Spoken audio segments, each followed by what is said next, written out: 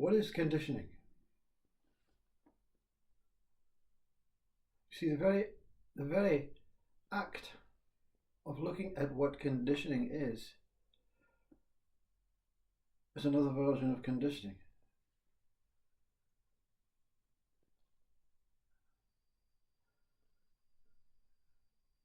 The unfortunate thing for the human race is the birth not of the states of mind, but the birth where there's a me experiencing life as the states of mind. Conditioning does not belong to an I, me, and a you.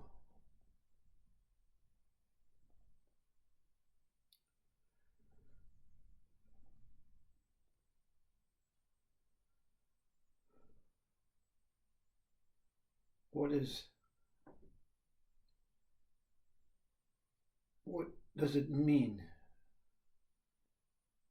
to live for conditioning, to live life on its own as a particular type of condition? When I take ownership of that particular type of condition, I feel I am being conditioned.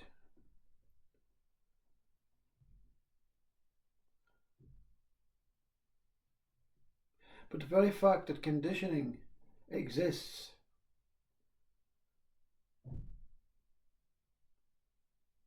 is the same as hunger. Does hunger not exist without human bodies experiencing their own hunger?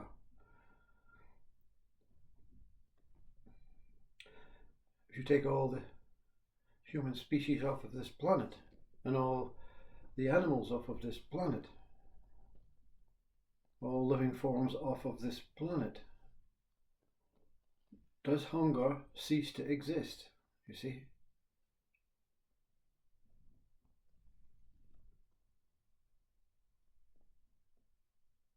So hunger is experiencing itself as hunger. Conditioning is experiencing itself as conditioning. The unfortunate is the human species want to be known as individual so that they can all individually experience a particular type of conditioning. So therefore I am being conditioned. I am the conditioned one. When I is born as a personal me with a name, a story, I am conditioned, this I is conditioned into living a life under certain conditions. So the mind comes and sits in front of you and says, you will be or do what you are told to do, because you have appeared here as an individual. Therefore, the individual is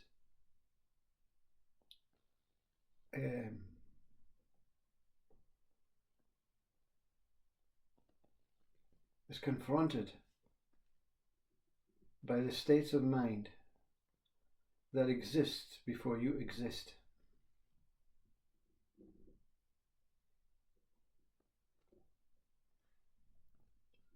You can take a blade of grass and look at it and say to the blade of grass, are you happy? Are you hungry? We don't do it to blades of grass. Hunger exists for the blade of grass. Or hunger is experiencing itself through giving birth to the blade of grass? The name. We don't say to the blade of grass, are you sad today? Are you happy? But we say it to ourselves.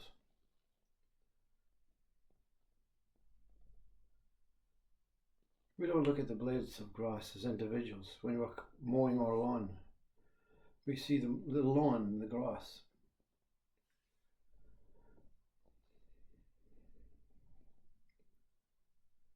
Conditioning is something that is born through giving birth to itself. Conditioning gives birth to itself. You can look at the Bible and say God went through a process of giving birth to man. And then the Bible explains that this man will live under a particular type of condition,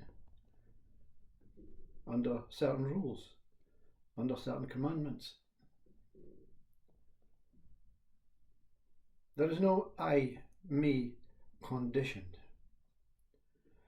There is conditioning experiencing itself as conditioning.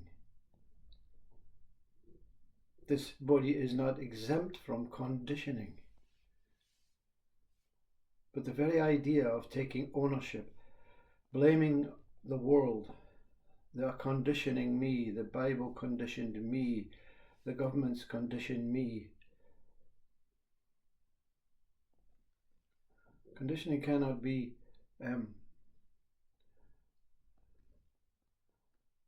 particularized. It cannot be saying, let's condition them like this. Because the one that wants to condition another one is conditioned to conditioning the other one. You see?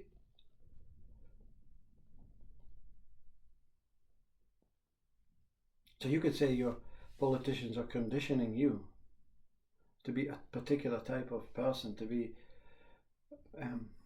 live a life the way they want you to live life. But the politician that conditions you towards that goal is a form of conditioning. But also experience the act of being the conditioner.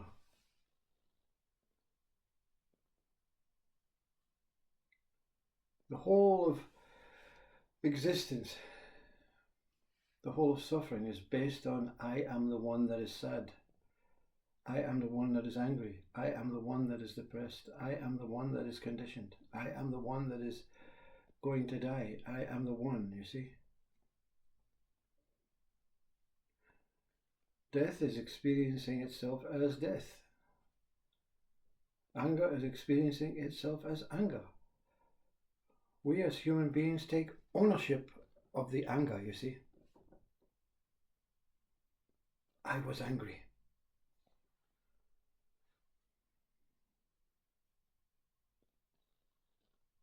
And we tell our children when we read books, a story about the wind.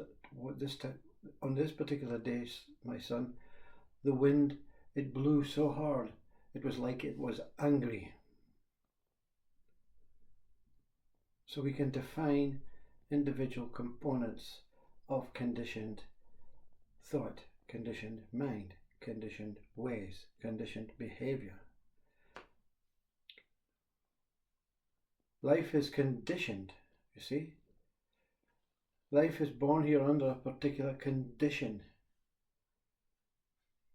Whether it's scientific, whether it's logical, whether it's a string theory, a quantum theory, a hologram theory, something controls life, you see. Not actually controlling it to go in particular ways, in particular directions that like the human has invented. But something is taking, consciousness is looking after life. Therefore, it's a kind of conditioning to look after someone.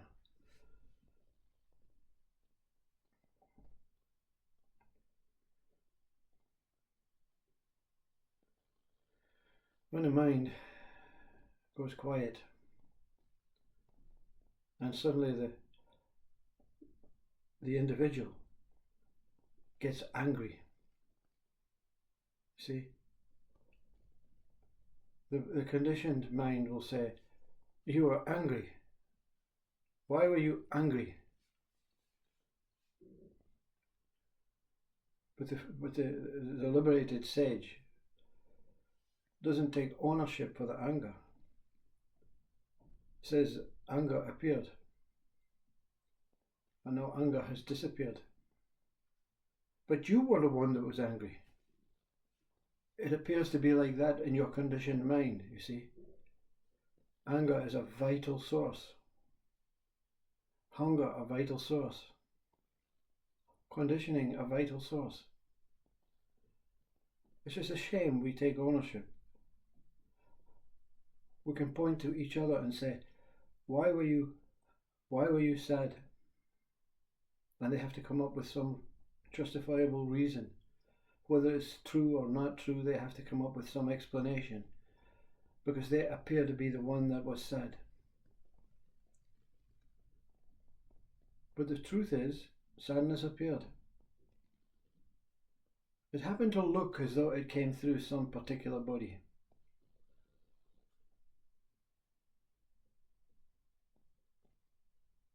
Have you ever walked in nature and felt very humble? Is it you that's feeling humble, or is nature just humble? Is the whole experience of walking in nature not humble on its own? It doesn't have to be me that's humble, you that's humble. The blade of grass is humble. The sky is humble.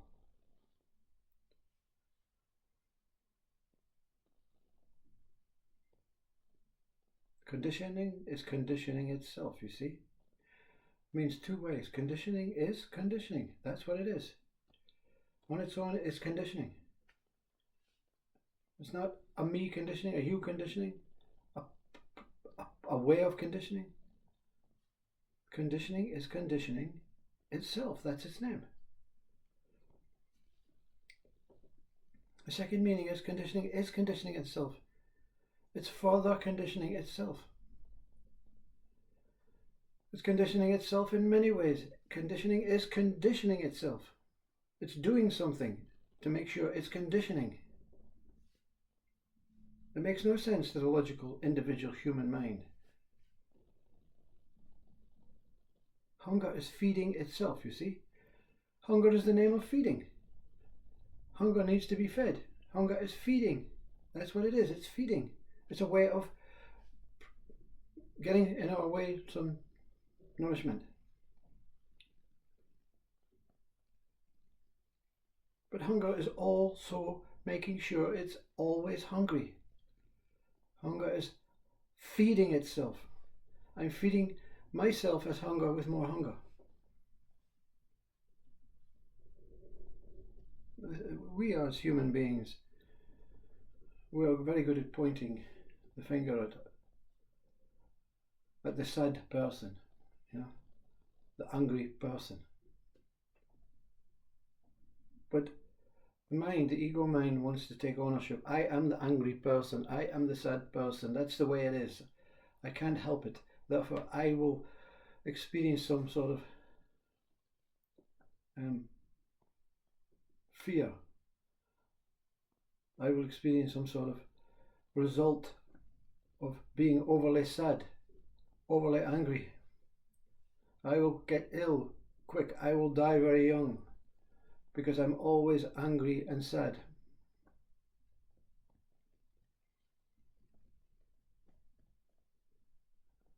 Each one of us is, and all over the world, all over this planet, can be walking. In every country, walking outside. And in India, there's no breeze. In Europe, there is wind. In the USA, there is gale force winds. It's nature. So today, wind is being experienced. Wind is experiencing itself in Europe. In India, no wind. The stillness is experiencing itself as stillness in India. And in America, big breeze, big gale force, big winds are experiencing themselves. Is it your fault? Is it your fault that in USA you are the one that is experiencing this gale force wind? I am the one.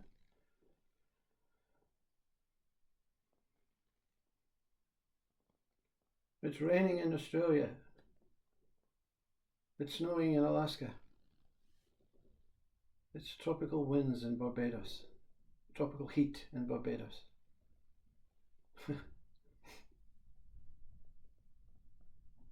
It's not relevant to each individual, the state of conditioning. It's not relevant to each individual, the state of happiness, anger, sadness, pain, pleasure. Pain is experiencing itself as pain. Pain appears. Pain has a right to experience itself as pain. If you want to take ownership of the pain, that's fine. It's very difficult not to say I am in pain, or the body is in pain.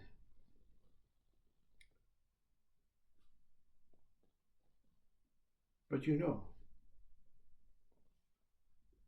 I didn't ask for this pain. I wasn't conditioned into a conditional kind of pain that I get every now and then when I deserve it or when I, seek it. Life is going on. Conditioning is going on. You can be the conditioned one, or you can be the witness of conditioning, and the witness of conditioning can see conditioning through this body. This body goes to work every day, a type of conditioning, a type of way, a type of order. But the mind wants to make so many little intricate problems for each one of us when it uses I, me, and you. Oh, anger is appearing. It's me. No, anger is appearing. Don't take it personal, you see.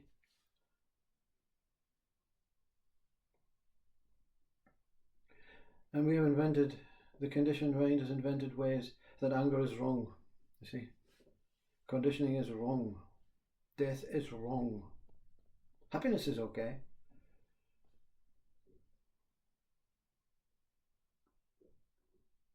You are happy today. No. Happiness is here. Happiness has showed up today. Happiness is happiness itself. It appears to be within this body, around this body. It appears to be in the surroundings, because there's a feeling of I feeling completely happy. But when you remove the I and the feeling, there's only complete happiness. There is only complete happiness, complete conditioning, complete. The human species, we love the suffering, you see. I'm suffering today. No, suffering is here. Don't take it solely for yourself. Don't take it personal. Watch it pass. And be grateful for it. Be grateful for conditioning. Be grateful for death. Be grateful for suffering. They're all entitled to be here. And so are you. But you that wants to be the one that's conditioned, the one that is angry, the one that is sad, the one that is dying, the one that is hungry, that's just another type of further conditioning, you see. Let's further condition each other. Let's further condition each other. Let us make sure we're all damn well conditioned. Some see that as a good thing, and some see it as a bad thing. there is a body here that experiences all states of mind, all conditions, all the stuff that nature provides. You can call it God, or you can call it the universe, you can call it consciousness. It's all entitled to be here. If the wind comes through you, you're entitled to have it. If you think you are a person, an individual, a singular one, then it's my wind today. I'm having the wind today. Yeah. But you'll get conditioned into saying that about everything. It's my car, it's my house, it's my sadness, it's my joy. Leave my joy alone. It's not yours. Get your own joy. You see? What to say?